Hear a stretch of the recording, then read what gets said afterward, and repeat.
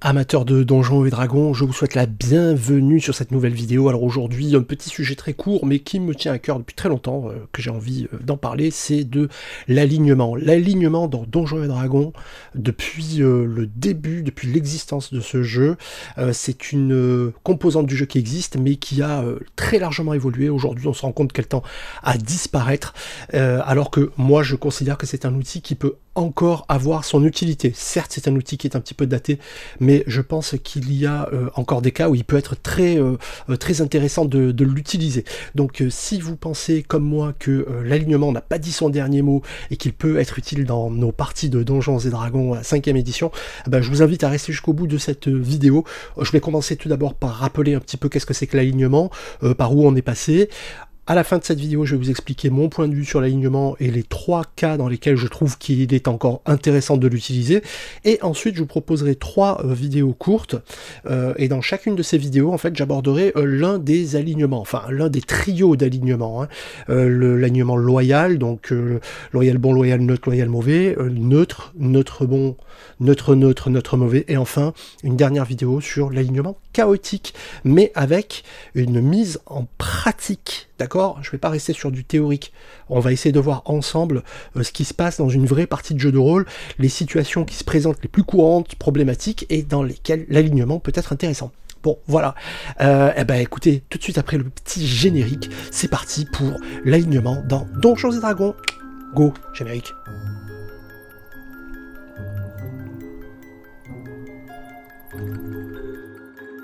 Alors déjà, on peut commencer par dire qu'il y a un grand malentendu sur l'alignement, et c'est pas Wizard of the Coast dans le manuel des joueurs de la 5e édition, à la page 122, qui a, on va dire, qui a arrangé les choses, parce que l'alignement là est traité en 2 colonnes.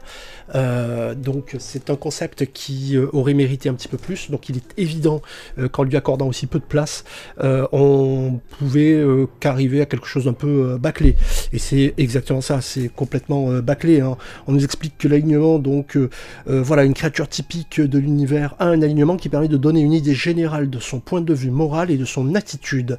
Voilà, c'est une combinaison de 2 facteurs, la morale et l'autre son positionnement par rapport à la société et l'ordre. Voilà, et ensuite il donne donc un petit résumé des 9 alignements, mais qui tient sur 3 lignes. C'est un concept qui est un petit peu plus complexe que ça, l'alignement, et donc si on veut en savoir un petit peu plus, je pense qu'il faut du coup convoquer un petit peu les anciens et revenir un petit peu aux premières éditions du jeu. Donc c'est ce que j'ai fait en ressortant notamment la boîte rouge, hein, de la série qu'on appelle Bekmi, Basic Expert, Compagnon, Maître et Immortals. Donc la boîte rouge où on découvre pour la première fois donc l'alignement, et là on nous en dit un petit peu plus. Alors à savoir qu'à cette époque-là, l'alignement il n'y en avait que 3. Vous aviez donc loyal, vous aviez neutre et vous aviez chaotique. Donc l'alignement en fait c'est quelque chose, c'est la philosophie du personnage. Et dans la première édition, donc dans l'édition boîte rouge, eh bien on avait, si vous voulez, un amalgame entre loyal qui était le bien aussi, et chaotique qui était le mal. D'ailleurs dans le texte, en gros on vous explique que vous avez ces 3 alignements, mais que clairement un personnage chaotique serait quasiment injouable.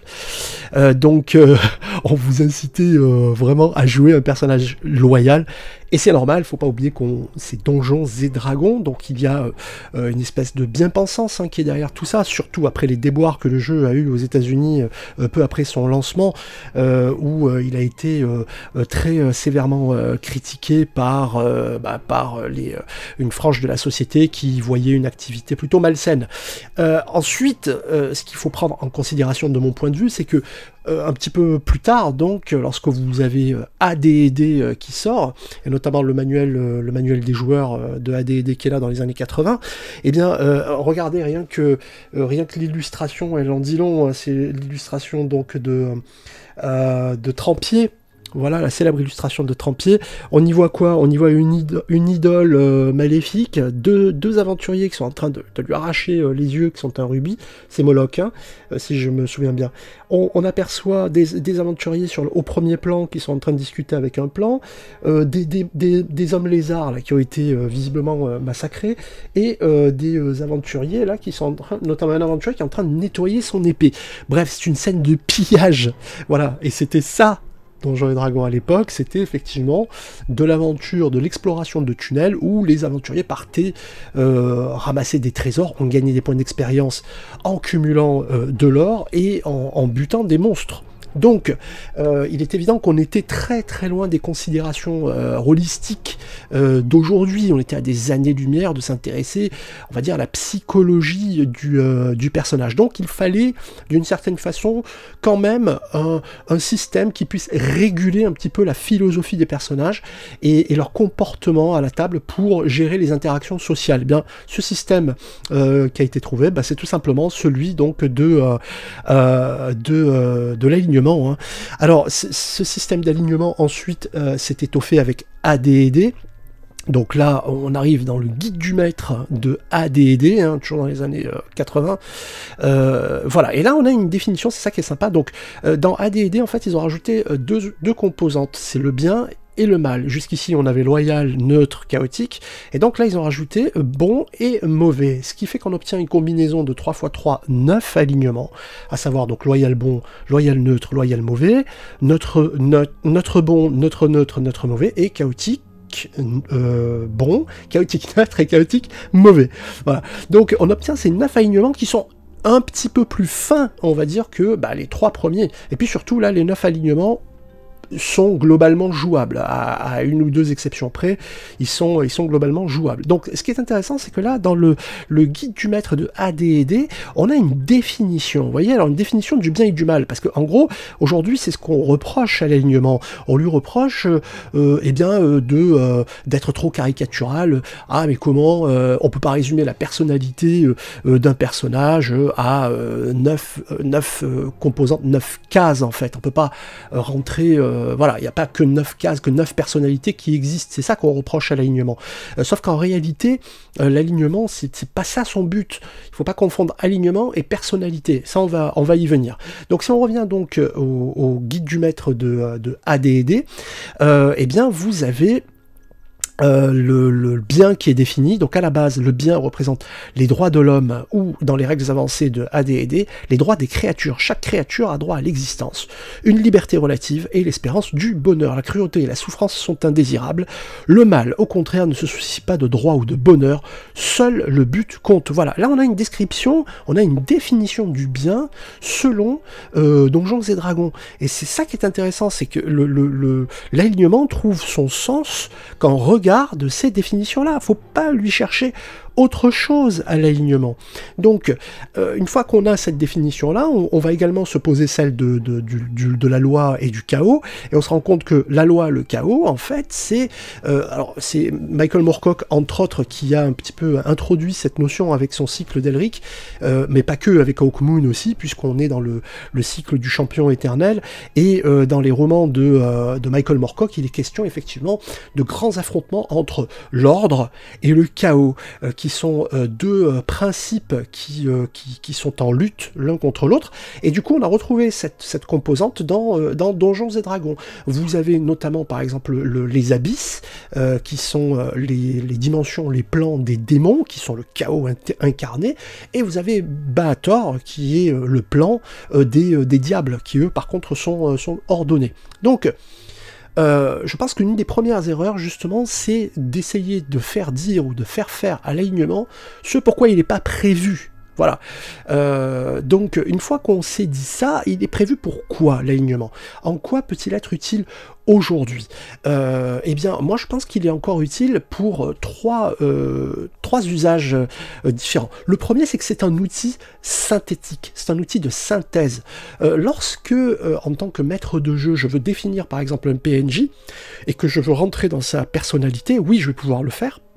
Mais si je veux être très synthétique, je vais lui donner un alignement. Et cet alignement va me permettre d'avoir un aperçu global très rapide du PNJ en question. Par exemple, si je me dis ce PNJ est loyal mauvais, cela signifie, comme je l'expliquerai dans une petite vidéo à venir sur l'alignement loyal, ça signifie qu'en fait ce personnage respecte un ordre établi, mais un ordre basé sur la force. C'est un personnage qui part du principe que oui, il faut un ordre, il faut des règles, il faut une structure, mais ces structures doivent servir les plus forts, les plus puissants. Et ça, c'est la composante mauvaise. Donc une fois que j'ai dit ça, mon PNJ, je vais pouvoir étoffer sa personnalité, ses désirs, ses envies, ses souhaits, etc. Mais je pars de l'alignement, et c'est une donnée extrêmement utile. Autre usage, toujours en tant que maître de jeu, eh bien, l'alignement est utile pour définir par exemple une société ou une organisation. Si je me dis que la guilde dans laquelle les aventuriers vont se rendre, c'est une guilde qui est plutôt chaotique neutre, eh ben ça signifie que c'est une guilde dont l'organisation est sommaire, c'est un petit peu le foutoir, où les gens vont tenter d'imposer leur avis, leur spécificité, et ce, sans prendre en compte forcément le bien-être d'autrui ou de ses membres. Idem pour un pays, une société, un royaume. Je me dis d'un royaume qu'il est loyal bon, comme par exemple le Cormyr dans les Royaumes oubliés, si je me souviens bien. Eh bien, ça signifie que c'est un pays qui est très administré, avec des patrouilles régulières, avec une administration, et il est loyal. Bon, ça signifie que globalement les gouvernants cherchent quand même le bien du plus grand nombre et donc vont accorder des droits, etc. Donc, vous voyez, l'alignement, il a cette utilité qu'il est synthétique. L'erreur, c'est d'en rester à l'alignement. Il ne faut pas en rester à l'alignement pour un personnage, un PNJ ou un PJ. Il faut bien entendu que ça serve de base seulement, mais par contre, c'est une base que je trouve extrêmement intéressante et puissante. Donc, deuxième usage, je trouve que c'est intéressant, du coup, pour initier. Si, par exemple, je mets un joueur qui débute dans Donjons et Dragons face à l'infinité des possibles concernant son personnage, il peut être perdu. Alors que ça peut être amusant de lui dire, eh bien écoute, voilà, ton personnage, partons du principe qu'il est neutre bon. Voilà, il est neutre bon, et je vais lui expliquer ce qu'est l'alignement de neutre bon.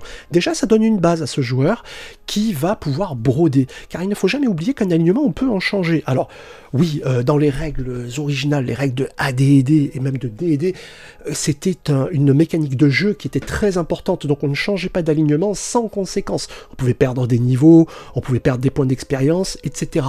Oui, mais on se parle d'une version du jeu où on gagnait des points d'expérience facilement, où on regagnait des niveaux facilement également. Donc, en perdre parce qu'on a changé d'alignement, c'était pas si dramatique que ça. Le jeu avait une partie de ses mécaniques qui reposaient sur l'alignement. À l'époque, quand vous lanciez protection contre le mal, détection du mal, etc., ça avait un sens. Toutes les créatures donc d'alignement mauvais étaient affectées. Aujourd'hui, ça n'existe pas, et on peut se demander, ça n'existe plus, et on peut se demander pourquoi, du coup, Wizard of the Coast a conservé Detect Evil, Detect Good, Protect from Evil, Protect from Good, donc protection contre le mal, puisqu'en réalité, quand on lit la description des sorts en 5e édition, on se rend compte que ce n'est pas l'alignement qui est visé, mais la nature de la créature. On est protégé contre les célestes, enfin contre les extérieurs, contre les undead, mais il n'y a plus cette notion d'éthique et de morale qui est l'alignement. Donc dans ce cas-là, on peut se demander pourquoi ils ont conservé ces noms-là. Finalement, ça n'a fait que entretenir la confusion. Donc voilà, deuxième usage pour, moi je dis pour l'initiation, pour la simplification. Enfin, troisième usage en tant que joueur. Alors je joue peu, je suis essentiellement maître de jeu. Mais lorsque je suis joueur, j'aime bien me lancer des défis. Donc on peut s'inventer des personnalités pour son personnage, mais une fois de plus, dans la mesure où l'alignement me sert de base, il est très facile pour moi de lancer un dé à 8 faces pour un personnage que je viens de créer, et donc du coup de lui donner un alignement au hasard. Et je vais me lancer le défi de jouer au mieux cet alignement, de l'intégrer dans un groupe, et c'est hyper intéressant parce que ça vous fait sortir de votre zone de confort, parce que sans ça, il faut bien se l'avouer, tout le monde rejoue à peu près le même type de personnage. Oui, aujourd'hui c'est pas un elfe, c'est un humain, mais au fond, les joueurs ont tendance à jouer les mêmes types de personnages, à pas véritablement mettre de différence entre les uns et les autres. Si vous jouez la règle du défi, que vous lancez un D8 pour déterminer votre alignement, un D8, hein, je me suis pas trompé, je sais c'est qu'un 9 alignement, mais l'alignement neutre-neutre est particulier pour moi. Vous lancez un D8, vous voyez ce que ça donne, et vous vous dites, ah bah tiens, ce personnage-là, je commence à le jouer, ah bah il est chaotique mauvais. Là, il y a un vrai défi. Je dis pas que ça va être simple, je dis pas que ça va être jouable, mais il y a un vrai défi. Si le maître de jeu est prêt à relever ce défi, eh ben, ça peut être génial. Évidemment, il faudra cacher aux autres joueurs que vous êtes chaotique mauvais. Le but, c'est pas de jouer un personnage qui va penser qu'à lui, etc. Bon, enfin, ça je l'expliquerai dans l'une des 3 vidéos supplémentaires que je vais faire sur les alignements. J'expliquerai comment essayer de jouer des personnages chaotiques mauvais de façon intéressante et pas caricaturale. Voilà. Donc voilà, pour moi, 3 façons de continuer à utiliser l'alignement. Donc, ce que je vous encourage à faire, c'est également de vous rendre sur le site, la plateforme AidDD, hein, qui est là pour la peine vraiment une référence en la matière. Ils ont tout un passage, tout un tas d'informations sur les alignements, où ils essayent de refaire de la pédagogie au sujet de l'alignement. Je trouve ça très bien, ils n'ont pas repris juste le texte du SRD, non, il y a une vraie explication des gens de AidDD, et je trouve ça véritablement bien, quoi. Donc allez sur AidDD, ou sinon, et bien regardez les petites vidéos supplémentaires que je vais faire sur les différents alignements. Voilà, bon, c'est fini. J'espère que cette petite vidéo vous aura donné une façon différente de voir l'alignement, peut-être de le tester si vous l'avez jamais testé, peut-être de lui redonner sa chance si vous l'aviez abandonné. C'est une mécanique qui est intéressante, et si vous êtes intéressé donc par l'alignement, eh bien vous pouvez continuer avec les 3 vidéos supplémentaires que je fais par la suite sur les 3 alignements. Voilà, alors n'hésitez pas à me laisser bien entendu vos commentaires en description de cette vidéo, je les lis tous, c'est hyper intéressant. N'hésitez pas à me dire si vous en servez ou pas, pourquoi, surtout ça va alimenter le débat, ça peut être super intéressant. Voilà, les rôlistes amateurs de D&D, je vous dis à très bientôt, jouez bien, et n'oubliez pas, le jeu de rôle c'est bien, en parler c'est bien, mais y jouer c'est mieux. Voilà, ça faisait longtemps que je voulais la dire celle-là. Voilà, le jeu de rôle, en parler c'est bien, y jouer c'est mieux. Allez, à ciao, bye bye, à très bientôt pour une nouvelle vidéo.